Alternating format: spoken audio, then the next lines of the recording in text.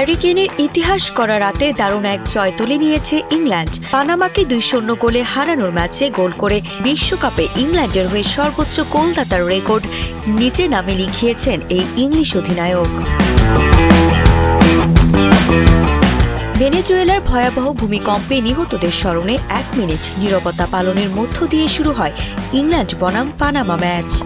শুরু থেকেই বলের দখল আর আক্রমণে আধিপত্য ছিল ইংল্যান্ডের, তবে পানামার শক্ত রক্ষণভাগ ভাঙতে প্রথমার্ধে বেশ ভুগতে হয় থ্রি লায়ন্সদের।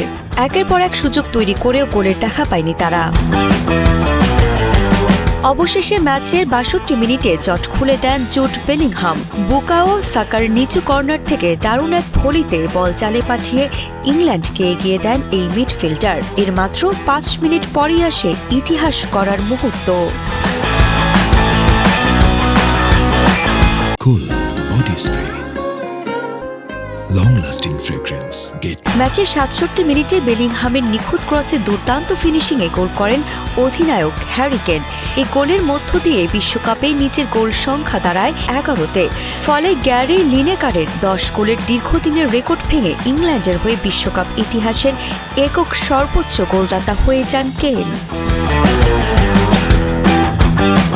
শেষ পর্যন্ত 2-0 গোলের দারুণ জয় নিয়ে মাঠ ছাড়ে ইংল্যান্ড।